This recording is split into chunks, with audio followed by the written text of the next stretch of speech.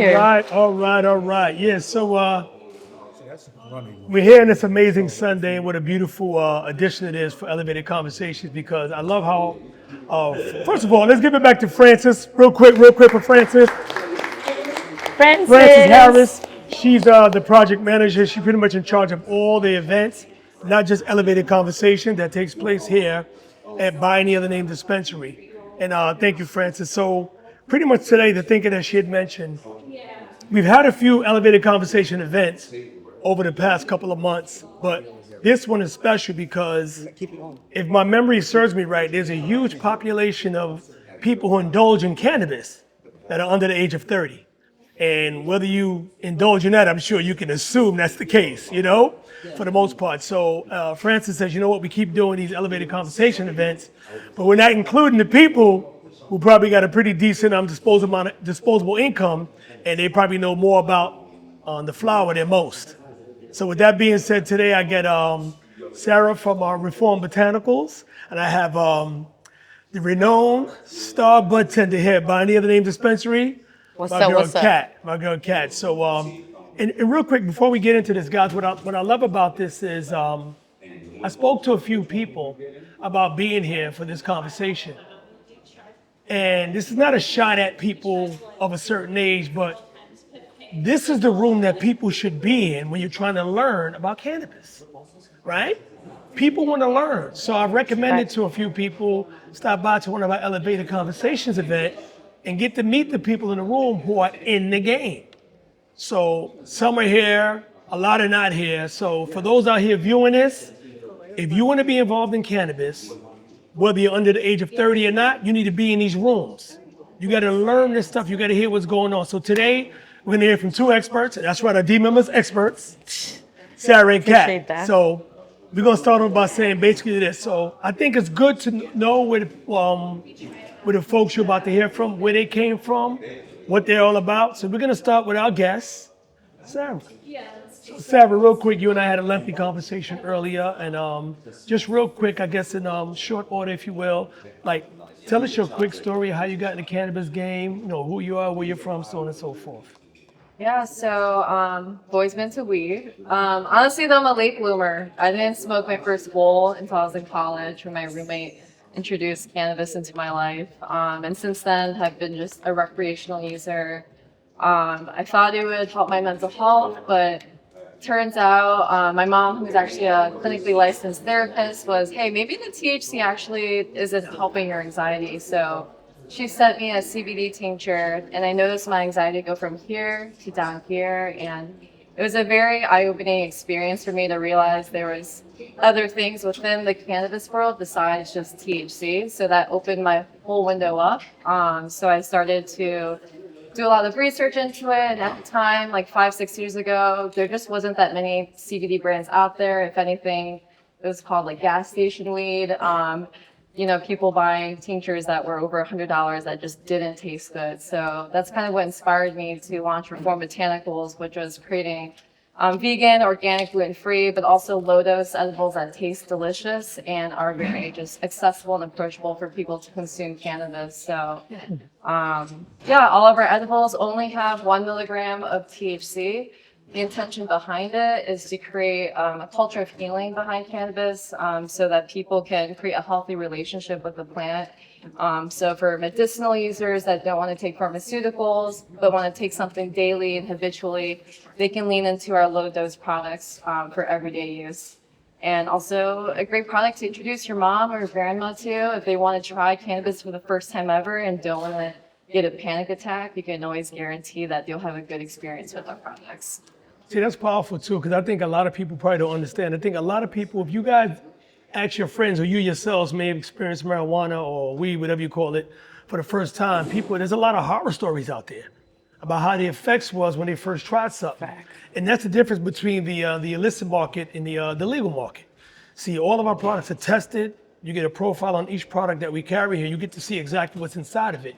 And it has to go through a testing process before we can carry it here in the store.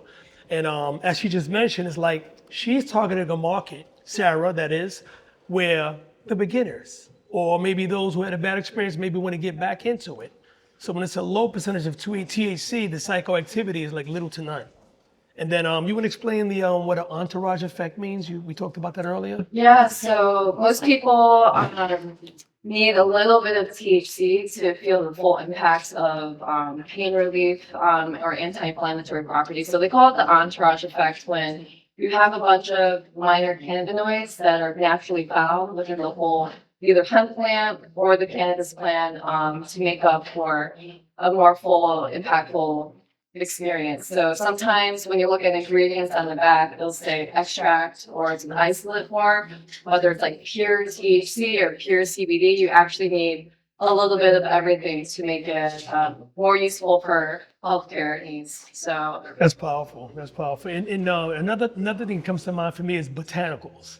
When you use the word botanicals in products, I've heard other products have botanicals. So when you say botanicals, you want to explain what does that play into the cannabis space? Botanicals. yeah, the intention behind the brand name Reform Botanicals was to kind of really take a different perspective on what cannabis is. Like I knew I wanted to create this culture of healing. I knew that I wanted to break the stigma of what existing, brands or products that people had in their minds. So that's where reform came from, is this idea of changing our perception of what cannabis is. And cannabis is also a botanical, like an herb. It's from earth. It's not like we're creating, a synthesized product just to get ourselves high. It's actually from the ground up. Been used for over 10,000 years. So that's kind of what my thought process was when I was kind of brainstorming, creating this brand. That's awesome, Sharon. Kudos to you. And I just love how your story became, well, you had a health concern and you solved it by creating your own product. And that's pretty powerful. I've heard a similar story, but yours is very, very powerful. So I'm gonna switch over to Kat really quickly over here. And for those who, again, may not know, Kat's probably one of the most premier bud tenders, not just here at By the Other Name Dispensary, but in New York City. I mean, she's well loved, well liked, very knowledgeable when it comes to the cannabis space. And let's just get to know Kat. Some people know her, but a lot of people don't know her. So Kat, a little bit more about you, where you're from, and how you got into the cannabis space. So basically, I'm from Brooklyn, Fort Greene to be exact, and not the Fort Greene that you see now, very beautiful. But I could definitely say I've been consuming cannabis for like 10 years of my life, knowing I'm only about to turn 23. So basically, that's a long time for a young person. I bring the perspective of basically saying, like, kill the perception that a young person doesn't know what they're talking about. I'm a person that actually does know what I'm talking about when it comes to cannabis, how is it grown, what the terpenes are on it, basically trichomes. I'm honestly a person that just enjoy cannabis for the wholeheartedly of it. I love the plant. It honestly saved me as a human. For me, mentally, it saved me, you know what I mean? I've been consuming it since I was young, even till now. But right now I'm doing a tolerance break because I consume so much that sometimes I can't even get hit by it anymore, unfortunately. But as you can clearly see, I'm very disciplined, even though I've been doing it for so long. So me, I honestly got into the culture because one of my friends was like a supervisor within the community. He was like, yo, Kat, you're amazing as a bartender. You might as well come on this side. And I was like, bet, I heard that. Let me go ahead and expand myself and see what other doors could open for me. And then clearly I'm on the panel now being able to speak about cannabis, which is pretty cool. And it's definitely something I enjoy, and honestly, even one day I want to learn how to grow it myself because I've only been consuming it for so long, but I've been learning about different ways how to grow it, how to even consume it. There's people that take tinctures, people that take RSO for medical needs. I feel like cannabis is for everybody in terms of it. Whether you just starting out, whether you're like a pro, I feel like it has different levels to it. And I would definitely say cannabis is amazing. Definitely use it to your own advantage, whether it is making yourself feel better, whether it's making yourself feel high. I feel like it's everything to some people, especially a person like me. That's great. I'm gonna do a little plug real quick. Kat and I had a few conversations and we kind of like, not rehearsed, but we talked about a few things here and there. I was like, Kat, where did you learn how to speak? Like, most people sit before a camera or sit before a phone and they be humming and she don't stumble over words very much, So, and I just say that because sometimes we think we know people, and Kat went on to tell me how like public speaking is not a fear of hers. Like she's been doing it for a while. She's done it for a long time, which makes me realize why when people come into the dispensary here and they speak to Kat, she's pretty well understood. Like I didn't understand what she was telling me because she might be, forget employee of the month, she might be employee of the year, at this stage of the game, but what I like, not the differences, but the two things that we're talking about here is, Sarah mentioned how you just starting out, or maybe you want to enter back into cannabis and you want low dosages with minimal psychoactivity. But then you got Kat here as an experienced person indulging cannabis, so she wants higher dosages. So Kat, when you and I spoke, we talked about premium quality cannabis. And let's say somebody comes in, walks to the dispensary, or just walks up to you, period, and want to speak to you about real good quality cannabis products. What would you offer to them? What would you say? So for me in general, a good product to me is honestly, how's it grown? Is it indoor? Is it greenhouse? Is it greenhouse mixed light? Is it sun grown? There's so many different ways a plant could be grown. And you have people that honestly enjoy more outdoor than indoor because you have masters of outdoor. I would definitely say one of the masters of outdoor that just got their micro license would be like Sunwalker. They make amazing Sunday driver. Like they've been honestly cultivating that one plant for 10 years. That means they've been basically regrowing it and regrowing to a point where you have the quality. You have, but it is pricey. It is like $60 an eighth, almost $70 an eighth, but for me, it's really worth it if you're a person that actually wants the quality, wants to actually try a product that's meant to be tried and meant to smoke one blunt of it, Because some people buy an eighth and then it's $30 and now you're smoking your whole eighth in one day. And now you're just like, I just basically wasted my money on this quick eighth. Now I won't be able to see what flower really is. But you have people that are so used to that and not even educated on the fact that, there's better things out there.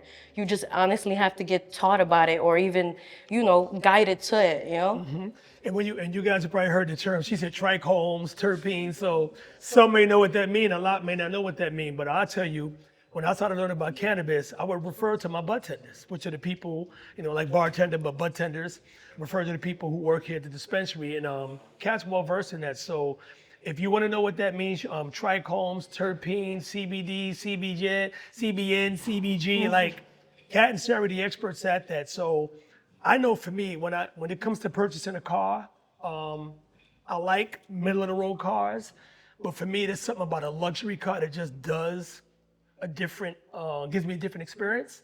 And once I test drove a luxury car maybe 10 plus years ago, I just didn't want to go back to a regular car. So if you had to relate that to cannabis, Kat, like if someone has like a nice high grade form of flower as opposed to mid grade, like what was your experience when it comes to mid grade and high grade, and how would you break that down?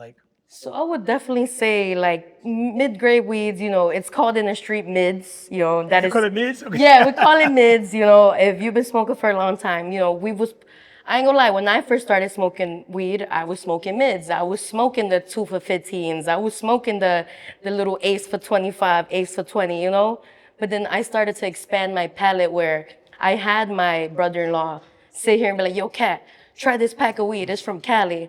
So basically, New Yorkers was kind of known to try Cali packs. That's the truth, because they had it first recreational. They was able to be able to grow it and basically sell it before us. So they was able to get into the game early in terms of it. So basically, for me, a high level pack technically means that it's grown well, meaning that they grow the indoor. Some people, like I told you, enjoy indoor, but mainly a lot of indoor grows are gonna be the pretty flowers, the buds that look big. And trichomes is basically when you zoom into your camera, I don't know if you've ever seen your weed shine back to you, that's the trichomes of the flower. And some trichomes, you won't really see them on the mid flower. You'll probably just see a little bit of the curin. It just has to be basically saying that a high tier level weed is cured properly, it's grown properly, is definitely have some amazing soil. Some of them are made with living soil. And I feel like anywhere, honestly, you're gonna get a good flower, whether it's mids, whether it's high end.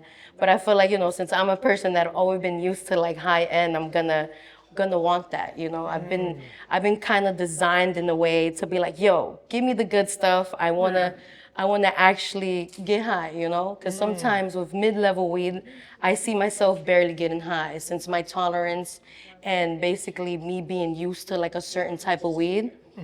I basically would not want the mids, but you know, there's people that enjoy the mids. That's something that they've always been doing. You know, some people won't change their mind about it because they haven't been, like I said, taught about it, nor experienced it. You know. You know what? That brings me to. Thank you for that. That brings me to a point where I realized, as I found out, you know, over the past plus year or so, that everyone has this system called a cannabinoid system within it. We all have it as human beings. We have it. Yep. So Endocannabinoid. endocannabinoid system. So Sarah, if you can speak to that and based on your experience, and I'll just throw it over to you. I want the audience to know, what does that mean? What is the system, and whatever the case may be. Yeah. Yeah, so the endocannabinoid system, you can kind of picture it as like a separate like nervous system in your body. It goes throughout head to toe. And its relationship to cannabis is when we have different receptors that the cannabis plant has, our body can recept to these cells that when we smoke cannabis and actually like feel it go through our whole body. So that's why you have it for pain relief, for nausea, for migraines. It's really a beautiful symbiotic relationship between the plant and the human body. There's other receptors out there and other terpenes from other herbs that can also interact with our endocannabinoid system. It's not just cannabis. And yeah, they're doing so much more research on the different cannabinoids that actually help with different ailments as well. See, that's part because when I heard about that again way back when, what I realized is that's why people praise cannabis so much, because our bodies want it, our bodies crave it. It's a system, but what I do realize is our systems are different. Not everyone has the same system. That's why we all might indulge in the same product and have a different reaction to it, right? That's why some folks may get paranoid when they, I guess, indulge in certain brands or whatever. So I know my cannabinoid system is flower adverse. You know what I'm saying? I know, and maybe thank God for that. That's probably when I'm not a big a smoker per se. And so for me to sit here and act like I'm the expert in it will be a disservice to my customers, my folks here. So I bring that information to the Cyrus, to the Cats, to the Matts, to the Jeffs of the world to then know, hey, cannabinoids is something powerful. So what would you like to add about the whole cannabinoid? So I actually want to add something hella funny. My endocannabinoid system does not break down gummies. So I'm basically that 1-2% of people that can take a whole pack of RSO, rosin gummies, and not even feel it.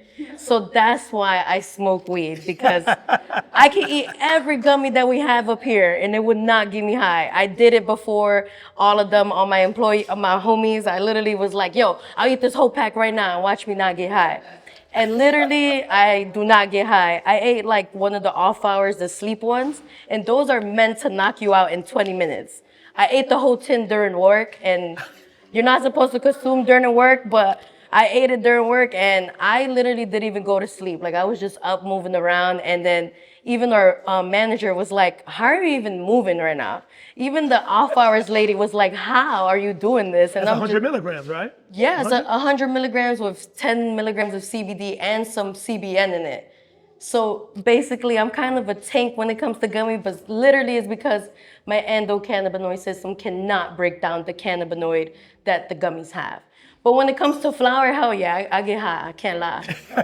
It actually does the thing. You know, Moon Rock does it, rosin does it. So that's pretty much why I would definitely say I'm a heavy smoker when it comes to just weed and flower itself. Flower. How about vapes? Vapes don't give me high either. I could do like a bunch of blinkers on all of them too, and I don't get no buzz. I ain't gonna lie. Wow. Yeah. So as you guys see, so basically, Cat is the one that you wanna send the customer to Cat who really smokes weed. You know what I'm saying?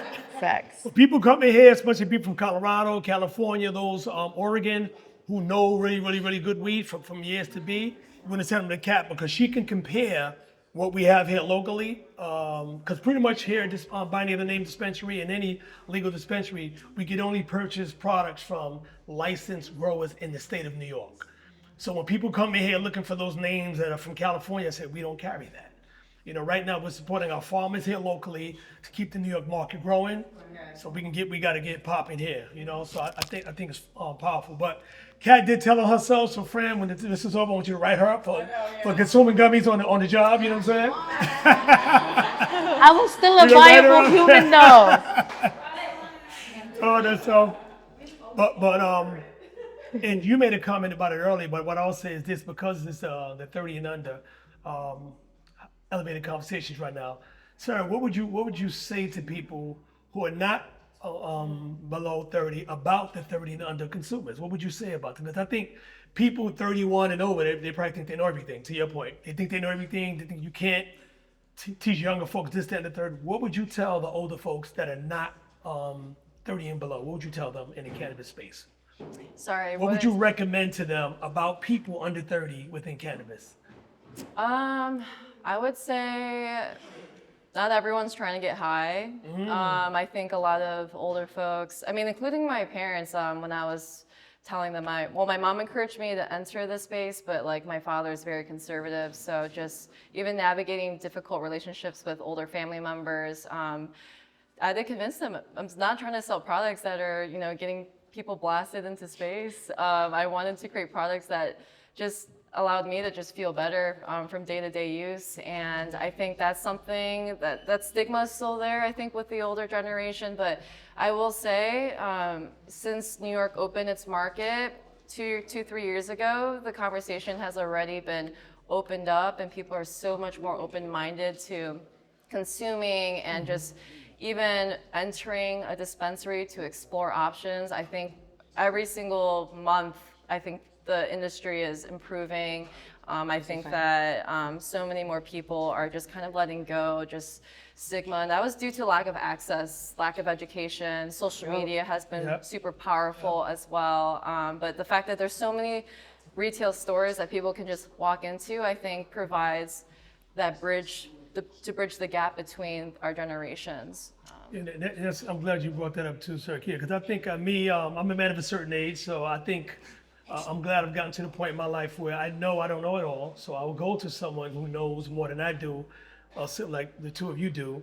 And what I realize is it's not just about smoking marijuana or indulging in cannabis. It's also like really getting the facts, getting the information. Because one thing I promised my community board when I went for my license was that I told them I'm not just going to sell a product, I said I'm going to educate the community.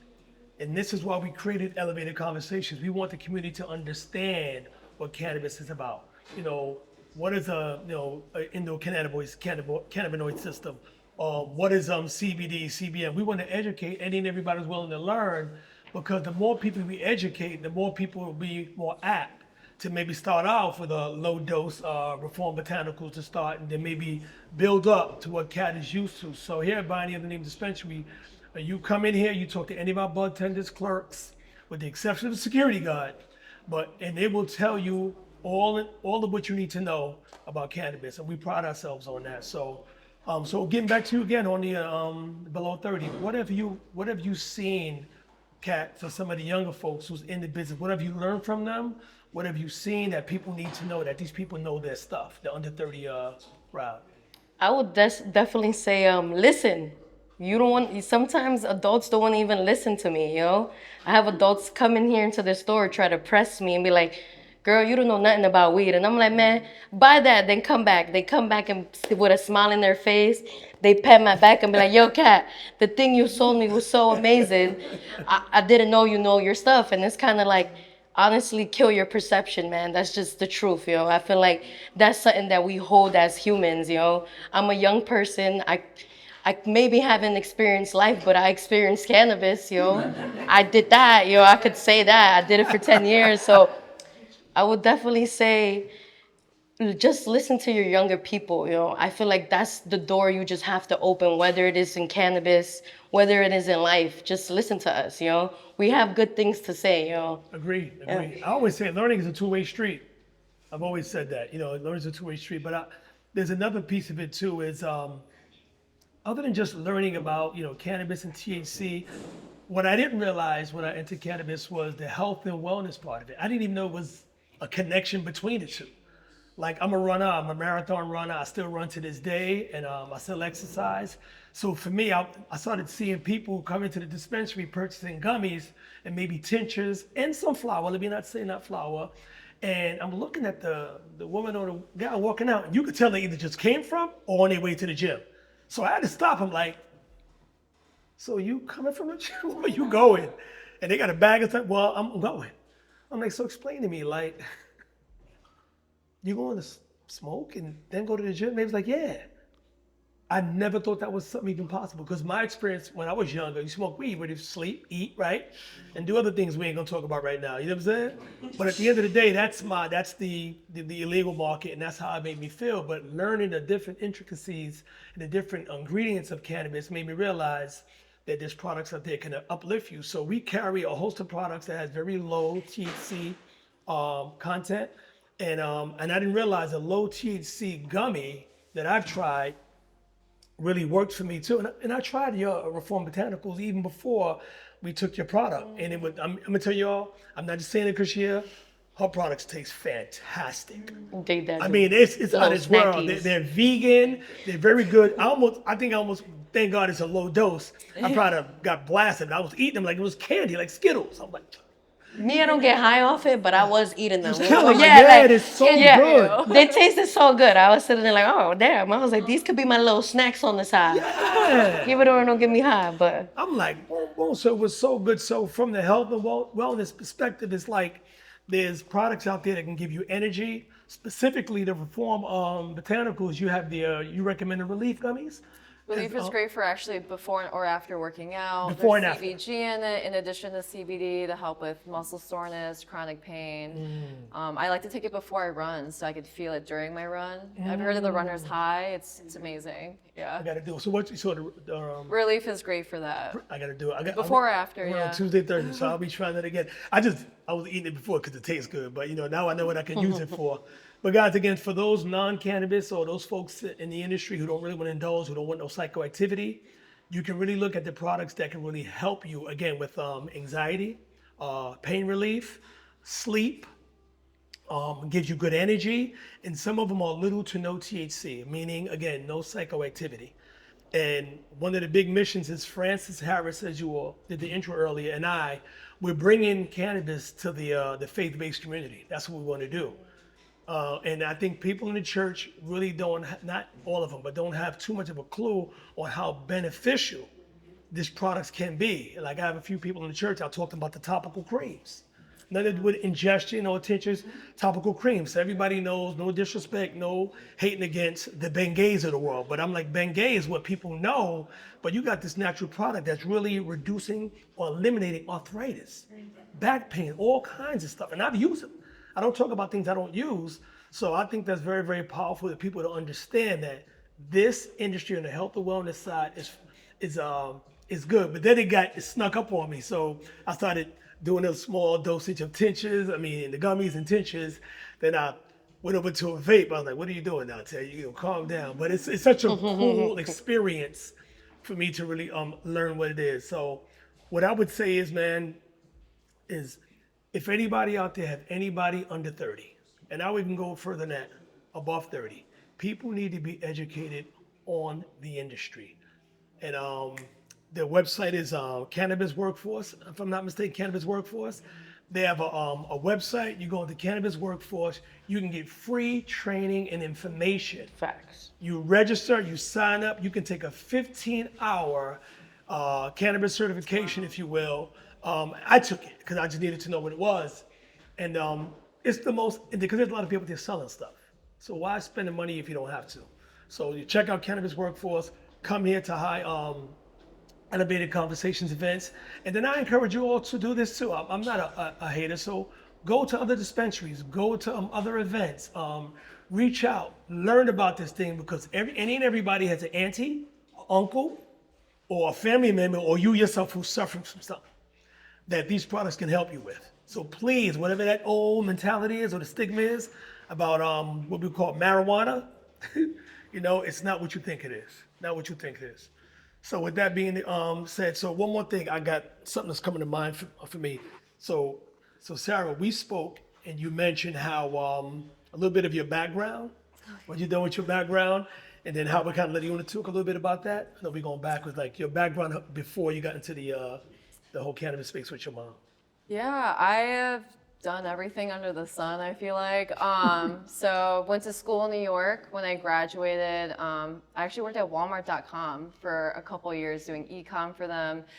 Weirdly selling luxury body care. Most people don't associate luxury with Walmart, but we were selling Aesop hand soap on Walmart.com. It was so much fun.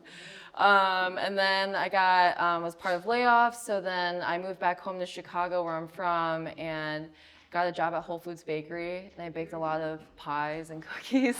My intention behind that was I loved retail, and I just really wanted to know what it was like to work at a grocery store, how it ran, how it got products to shelves. So I just really wanted that behind-the-scenes experience, and then had a brief stint at a liquor store, but the vibes were weird there, so we didn't pursue that. Don't work at a liquor store if you don't have to. And then I worked at a food startup afterwards. And that's when I learned how to manufacture products. So I was always on like the retail brand side. Now I actually got to see how a product was made from a raw material ingredient to a finished good. So we made micronutrition bars. And that was also just really fun for me to like learn another thing about retail, which I loved. And then pivoted to healthcare tech. I built technology for a pharmaceutical tech startup. And that was just also this desire of wanting to learn how to work with like engineers and technology. And then was laid off from that and then pivoted to reform. Nice. So, I mean, it just goes to show, like, try everything you ever want to do in life and just go for it and have an open mind to where things take you. Somehow cannabis intersected with all these random jobs I had, and I'm so grateful. I kept putting myself out there and just trying new things because I don't even know if this is my permanent thing either. Like, I just know this is what I love and I want to do, and I'm just gonna lean into it as much as I can for as long as I can, and that's just how I feel like people should, approach life in general, so. That's awesome. Sarah, how old are you, if you don't mind? I don't know if you said it earlier. I'm 29. 29 so, years of age, yeah. 29. God bless you. And then you also told me that your process is, who process your product, manufacture your products for you? So it was very serendipitous. When I was discovering CBD, I had an uncle who came from the alcohol brewing industry, who transitioned to becoming a cannabis processor in Vermont. So that's also, I'm very privileged, but it's what made me very comfortable to enter the space, knowing that, I could partner with family to create this edible. But I did do my due diligence. I interviewed over 50 manufacturers, tried samples from all over the US to make sure that his stuff was good. Because I didn't want to just be like, oh yeah, my uncle's got it. I really wanted to make sure that like he knew what he was doing too. And, we treat each other like business partners. Like he charges me like the full cost of any other manufacturer would. Like we don't cut each other deals or anything. So. Say that one more time. Yeah. That's a meme right there, right? That's a TikTok moment, right? Yeah, they say, with us, it's very professional. Yeah, we don't cut each other deals. Like, he makes me sign waivers. I have a lawyer looking at his paperwork. We treat each other as if we're not family, which has been very beneficial to our relationship. And, it's also just protecting yourself. No matter what, even if it's family, I love my family, but you should always, protect yourself. Yes, exactly. Clap it up. So, Backies. See, and I know we talked about a lot today, but that piece right there, Sarah, that's gonna be so important because it's funny. It was a young lady who came here to purchase products. I know her for maybe about a year now. And then my brother walks in, my biological brother walks in. He goes right to the counter, he purchases products. He walks over, he introduces himself to the ladies. We all walk out together. And she goes, this is like early this week. Last week, she goes, that's your brother? She goes, he don't get a discount? and don't get me wrong, she came in, she didn't ask for a discount, nothing like that. But the cool thing was, I said, you know what? That's the benefit that I have. I have a very supportive family. Like, we really respect each other on a business tip. And I know that a lot of families and even some friends, they gotta have a discount for everything. Bro, and I'm gonna tell you, man, we gotta cut that out, yo. You always gotta We gotta full cut that support. out. That is just so bad. And think about it, and not to highlight your age, but being 29 years of age, understand the importance of working with a family member, but treating the business relationship like a business relationship. As opposed to, that's my uncle, he gonna hook me up, blah, blah. And that's the problem sometimes. We're always looking for a hookup or a handout. So sometimes learning the business the right way, paying the prices as it should be paid, teaches you the business. Now, if they want to throw you something later on, by all means, accept that. So that's powerful. I'm glad you mentioned that. I'm glad you mentioned that. That's Yeah, powerful. financial literacy and discipline is very important. So if you can take any accounting 101 or just even like basic YouTube courses, it's so important to know that your numbers and be comfortable with it, even if it's uncomfortable. So That's so dope. That's so dope. And I don't know if we got to talk about it too much, but Kat is not just a bud tender here. As I got to know Kat for over the past 10 months, like Kat has done a lot. You what, 22, Kat?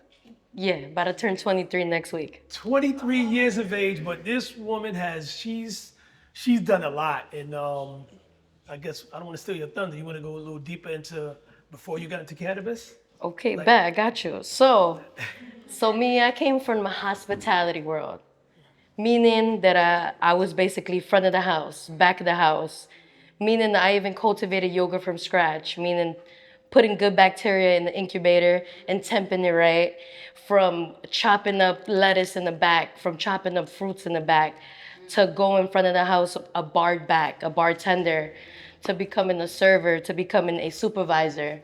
And then, that ultimately made me actually one day want to open up my own restaurant because I've been through all the levels of within the food industry.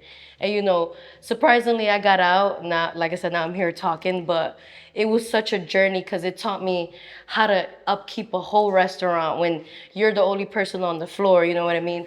Taught me how to lead a team when I never even know how to lead a whole team, So being young and being able to experience all them things at a very young age, it kind of made me prepare for like when I want to do my own stuff and open up my own business and basically move forward with my future.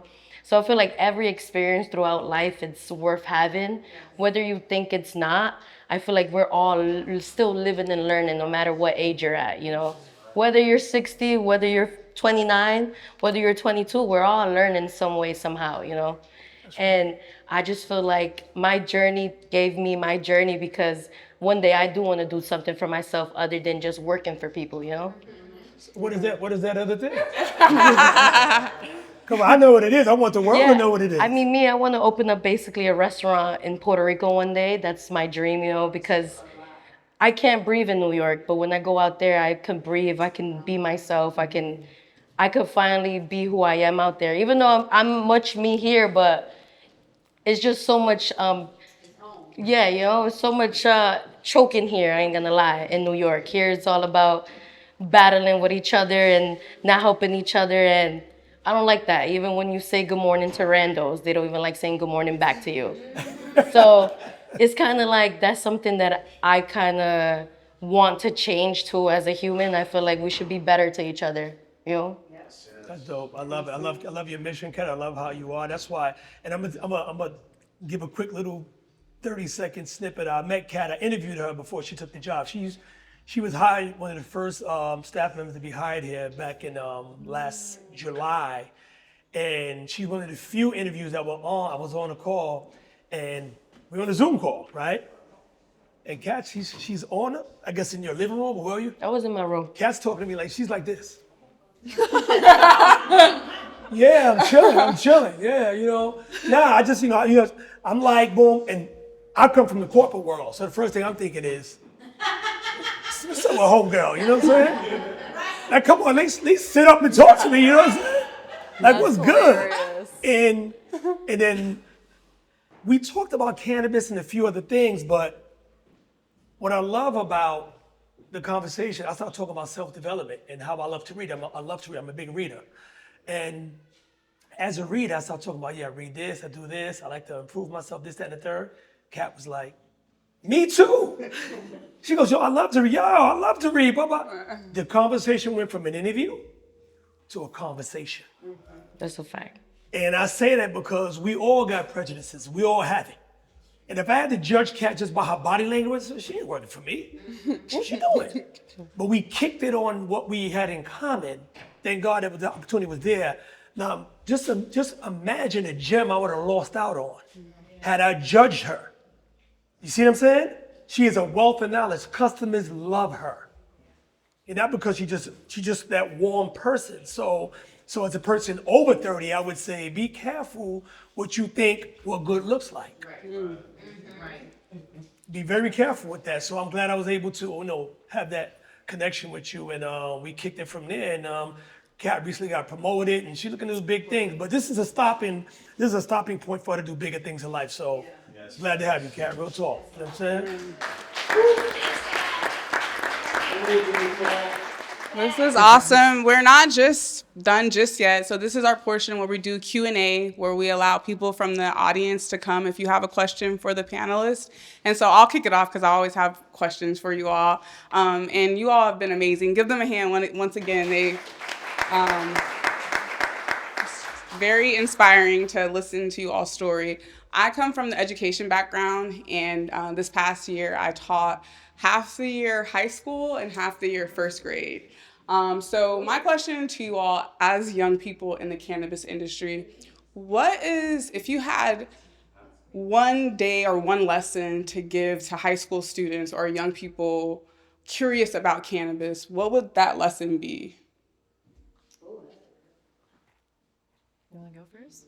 I mean, honestly, for me, is like educate them on it, because a lot of people don't even want to touch it because they probably seen their parents just get high all the time. Some people just seen it in the street and people just wilding, and like I said, it's just perception and the way social media, don't get me wrong, now social media is showing that, there's better, you could try cannabis, it's cool to try it. But I feel like you should always first educate people on the fact that, hey, don't try to go crazy off the first bat. Don't try moon rock off the bat. Try something a little low THC, but still try it out, because some people are afraid. That's the truth, It's still a drug, let's be honest, it's still a plant that people consume to want to feel better, whether it's highness, whether it's feeling better about themselves, whether it's just feeling good. I feel like you just have to open the doors and have a conversation with it. And a lot of people don't, because remember, it's still a drug. There's still people clearly sitting in jail for drugs at this moment, especially weed in like Texas. So I feel like always educate people, whether it's just like telling them a little bit about it. I feel like just expand the conversation and open the doors for it, I would say. Great advice. Yeah, I think in addition to your point, I would do like a science lesson too. Like I would love to put on a lab coat and like have a PowerPoint slide and just go down through all the molecules and all the really unique compositions that make the cannabis plant, including the endocannabinoid system, which we kind of briefly covered, about the CB1 and CB2 receptors, about the differences of how terpenes impact the body in addition to cannabis. And I think that would be a really fun lesson for folks interested in the cannabis space if they're in high school or whatnot. So We're going to do that. We're going to follow up with you on that. I like that. And we have a question. We need you, when you go in, go tight to Sarah's. Oh, okay. I'm stepping in here? Yeah. Okay. Am I in there? stay right here. Right, step right in the middle. Back and turn. Okay, cool. Yo, I'm a guy of a certain age too. So I'm originally from Denver, Colorado. So I mean, cannabis to me was like getting stopped by the cops. Like every 2 days, every 3 days that we smell weed. So I don't know. I always, I still probably have an older, like illegal brain. Crazy thing is now I'm in tech. So I own an e-commerce. I own a black Amazon, essentially. But because of all that I went through when I was younger, cannabis is near and dear to my heart, especially with our people being involved in it now. So there's nothing that I wanted more when I first started Blap than to get cannabis on there. But so my question is, what does this look like in the e-commerce space? Can any of this be moved across borders? You know what I mean? Do you know if you could put this up like? I'll start with that. I do know. I know basically right now within cannabis, it's not a federal regulated industry. So it's state by state. So as far as interstate, that's why we can't bring in weed from Cali, and nor can we ship weed, to other states from New York, because it's all state specific. So in the e-commerce, it'll be limited to go.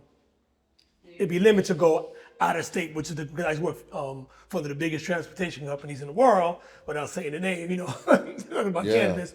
But right now you can't go too far with it. But a lot of the movement within cannabis, and again, I don't know if it's legal or illegal, you can go onto our website, you can order products from our website, and we could deliver locally to you. Okay. So that's the smaller piece on the e-commerce side. But as far as mass producing and shipping, we can't do that right now. But unless there's something I'm missing or I don't know yet, but right now it's pretty limited as far as the transportation piece going outside the state lines. So maybe then it's just a matter of if someone tries to put in a zip code outside of New York, it would block it. They wouldn't even see an option for it to be delivered. Okay, cool. Yeah, it would be Okay. delivered. Yeah. Thank you. Yeah. You would also, just to add, you do need an adult use retail license with a physical store, currently in the New York State, Yeah. To ship it? to allow the e-commerce sales for that local delivery. So Yeah, to come in. So I hear what you're saying. So think about it. If Amazon was able to get their cannabis license, they'd probably put me out of business. You know what I'm saying? Right. So I think software and platform is pretty much. There's companies that have these platforms, but it's like the point of sales connected to the delivery, and they handle pretty much everything. Right now, it's not broad. And again, I hope I'm not saying something that's not true, but from what I gather, it's not really blown up yet because it's only state regulated. And there's only maybe 15, 16 states that cannabis is legal in right now. But once the federal government gives the thumbs up, The Wild Wild it'll West open up. out So here. you want to position yourself before that happens. Right. You know? Okay, got you. That was a great question, though, yeah? Yeah. And John, you're going to come back up when we're done to give more about your blood thing, okay? Yeah. Step in next to Sarah.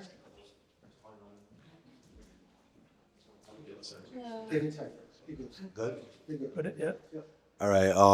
You guys touched on the point of weed being granted and just getting high. So, answering people's issues that they're dealing with. So, health issues, reprieve from pain.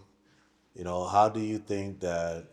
I felt like with my company, I had to deal with people hearing that it was legal from the government before they open themselves up to this very natural way of healing, right? How do you think we could transcend pulling more people in? There's a lot of people losing out from the possible benefits of weed and other herbs, right? Because they haven't heard that it's okay yet, right? How do we get people pulled in more? Yeah. I'll let you guys tackle that. Well, honestly, I feel like for people to get pulled in more, I feel like people should just give samples of stuff. That too, some people are afraid of giving samples to people, or even giving them a little bit taste of what it means, or even just showing them yo, this is what it does. You should try it out, or give it to somebody that does consume, and basically be yo, let them try and see how they have their adverse effects. Because I feel like that too, people are always gonna be scared of something that's supposedly unknown. But I feel like my culture, I'm Mexican. My people been using a lot of this stuff before even it came to the US. So it's a history thing too, I feel like, they say that Mexicans brought weed to the US. So it's kind of why don't you actually look into history and see about all these good things that been going on through Aztec culture, Mayan culture, you know what I mean? That too, that's where it comes from, It's always gonna come from a source, and that's the truth. And I feel like until people start actually getting educated and expanding their mind on actually learning something that they're scared of, I feel like that's when we'll be able to have these conversations and be able to talk. That's dope. it's so funny because I had such an opposite experience with my family. My father is a conservative Asian man, immigrated from Korea, and what did help though is I knew he was, he's a physician, so he's very science and logic based, and my mom is also more logic and science based because she's a clinically licensed therapist, and knowing that they come from that world what really helped me open up their mind was pulling clinical studies that were in the market to show them the science behind the plant, that patients were indeed feeling better from it. And unfortunately, due to the war on drugs and the US's history with it, we have very limited federal funded studies for cannabis, but it is slowly getting more funding to do more research on all the other cannabinoids besides THC and CBD. So to your point with your patients, you can, and I can forward you after the show, different links to studies that are peer reviewed, that are really well thought out. Because there are also bad studies out there too, so you have to make sure you know which ones are efficacious. Yeah. Yeah. Speaking to that point, actually, the government has more research on weed than you could ever think of. You know, like they've been studying this for a long time. So there was a point where a lot of medications in America were actually hemp-based.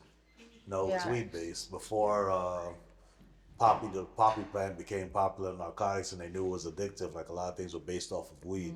So it's like we're learning to unlearn the lies that were told to us. Right? Say that one more time. We're learning to unlearn the lies, man. Like, Learning listen, to unlearn the lies. the herbs That's a have been fact. around for years and decades and generations, and the science behind that was actually life-lived science, right? So we have to go past the government now pushing us into where they wanted us to be, right? They were getting paid to push us into accepting things that weren't really there for us, right? It was there for them to make money. Right, we come back all the time because when they give us one thing, it gives us two things, and now we need two medications for it, right? But herbs of the earth aren't like that, right? The side effects, not happening. Nice. You know? That's true. Wow. No. Woo! So our next panelist. That's awesome.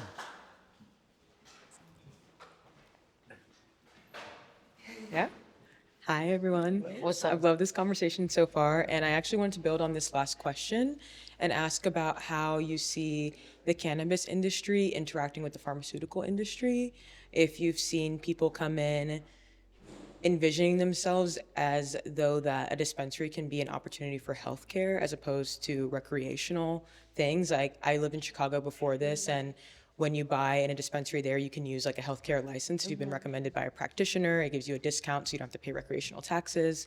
So there is an ecosystem there of seeing cannabis as a viable medical treatment option. I'm curious to know if you've had any experience with the medical industry, pharmaceutical industries, and what that's been like. Yeah, it's a very gray area in New York State right now. New York has been in the medical market for maybe like 5 years. at least 5 years. So they've existed, and now recreational is finally open. And quite candidly, there's like a weird push and pull between the two because it's competitive and there's a lot of monopolies. Yeah. What I appreciate the most about the medical cannabis retailers is that it does provide the affordability with it for people to use a medical card to get discount and have access to really great medical grade cannabis products. On the flip side, there's a lot of monopolies. There's a lot of big players from out of state that come in that saturate these markets and control the product line. So it prevents innovation sometimes and opening curated offerings for people who might need a different way to use cannabis because it's owned by maybe 3 operators. So it's a very gray area, and I think even for myself as a brand owner, it's like I love it, but I hate it. You know, it's very weird. But I'm encouraged though that recreation is here because then it makes it more competitive. So if someone doesn't want to go into a medical space, they can go into a small business store and like support their local communities and local brands. And competition is healthy, I think, for innovation and change. That's interesting because in the pharmaceutical space, there isn't like an equivalent. You know, there aren't small version companies. Yeah, it's either you have $1 billion or you don't. Yeah, you have So I think that's really interesting that using the recreational avenue can lead you into the medicinal effects and create better products overall. And like encourage, these MSOs to be more innovative and interesting with their offerings. Yeah. So. And for those who don't know, MSOs is multi-state operators. Those are the big boys. And RSOs is the medical of the industry too. So you learn these things as you get involved in it. But what happens is, the bigger companies come in as Sarah had mentioned, and they'll run the show. They get to dictate what happens, and then no one can really compete with them. So when you keep something, you keep the big boys in this case out of the state. You allow the little players like myself to be able to compete within the market space right now, and drive the competition. We get to design a boutique dispensary where we can exhibit art rather than just selling a product. Because you go to some dispensaries, you go in there, it's like a club. It's basically like a disco. Loud music, everybody jumping around. But when my partners and I designed the space here, we knew we were going to be in Clinton Hills, and we knew we had to represent ourselves differently. So we wanted to have a high-end, boutique-looking, lower Manhattan feel. That was the intent. And we wanted the local artists to be able to come in and hang up their artwork so they can see all the artwork from someone. And the art you see up here right now, this is this artist's first exhibit. First, he's never had an art exhibit ever. So that was the intent. But when you have the big companies that come in, to your point, the MSOs, you won't have any. They'll just gobble us all up and then we'll be said and done. But great question. Great question. Well, I mean, I would say my little experience with that is that I have customers coming here that be like, yo, I don't want to use these painkillers, man. I don't want to use these oxys. Yeah. Can you please give me something that would definitely deal with my pain? And I would say one of the main things that cannabis does have that does help with pain would be RSO. RSO is pretty much an old school way of basically taking the concentrate out of a plant. And RSO is actually used for medical patients because it helps with basically anxiety, pain relief. There's even some stuff that you could put on you and just rub on you. And I feel like I'm happy enough that we sell these things for those people because some people don't want to use oxys, man. Some people don't want to use that thing because it is addictive. It is pressed. It's something that you're gonna keep getting prescribed until you become so addicted that you're like, yeah, just keep prescribing them, bro. So I feel like customers coming here and see that we have options. Like even with some of the topicals we have, some of them have arnica in it. Arnica is one of them things that my culture uses for pain relief. So to have it infused with some cannabis is kind of like, yo, it's really helping. And it's to a point I have a whole customer that had back pain and I pretty much told him, yo, cop that. I bet it's gonna work. And he literally came back and bought another one, was like, yo, it actually worked. He was like, I really thought I had to keep using these painkillers. And I was like, no, bro. I was like, there's so many different outlets to even using cannabis, It's because he thought it was only to get him high. Literally, he's like, I don't want to get high. I was like, bro, you're not gonna get high. It's on your skin. So, I have those customers that literally come from medical side and be like, yo, I really don't want to use pharmaceuticals anymore, man. So to see that you asking that question and I basically lived it and experienced it, it's kind of like, bro, I feel like it's gonna get to a point where we're gonna stop taking pharmaceuticals, and then now big pharma is gonna be mad at us, That's what big pharma wants. They want to capture all of us. That's the truth, It's crazy. Great question. Great Thank question. you. Love it. Love it. Other one? Elevated conversations. Here we go. Hello. I'm gonna keep it short and sweet. So, my question is for a person that doesn't want to roll up or however you have it, can they experience it the same way with secondhand smoke? So honestly, secondhand smoke, I feel like unless you in the hot box, I ain't gonna lie. That's unless part of it. I'm gonna be That's honest. smoke. Unless you in the hot box, I feel like you could definitely feel it more. Okay. But let's say you are walking by and you get blown in your face, I would say it won't hit you like you were in a hot box. Okay. Because honestly, you just walking past it, you literally Well, that's just. with anything you smoke, even with cigarettes. If you're walking past it real quick, you're not gonna. You don't get cancer. no. Yeah, you're not gonna get the effects. But okay, that's what I need. Yeah, you good. You're not gonna feel no. I mean, unless Freddie I'm gonna keep it a buck. Unless you walk by like a crack crowd, then I ain't gonna lie. Be a little worried. That might be a little. Be a little worried of that. But honestly, cannabis, you probably just smell like it. Other than that, I would say for someone who wants to try it, but they just are afraid of either rolling up or however, You and they could- just would prefer secondhand smoke instead. Like, I would say you could do a shotgun. I don't know if you know what that is. I do. Yeah, yeah. There you go. So yeah, you could do a shotgun. Basically, They're not smoking it. themselves. So yeah, you could do that, and I feel like that's kind of the closest to getting what a real hit of a blunt or a spliff is. That's fair. I'll be very honest with you. I like that answer. Thank Yeah. you. Good stuff. course. Thank you. I'm Thank done. you. Good question. Thank you all so much for being here today. If you're not following us on Instagram, please follow us. You see behind Ted, our Instagram handle is there. We are doing a lot of different events. One of the main things Ted wanted to do in opening this dispensary is to educate the community and build community around cannabis. And I think we did that today. So thank you so much to the panelists. Let's give them a hand and give yourselves a hand for being here. Thank you so much. In addition, we have some giveaways to give people. So if you can comment underneath the last post on our Instagram page and come and see me, I have some giveaways to give people. So we need some engagement. So in order to do that, we need you all to comment on the last post, which has both Sarah and Kat's bio there, so you guys can learn more about them. Okay, and that's our Elevated Conversations Under 30 edition. Thank you so much once again. Wow, wow, wow, wow, wow.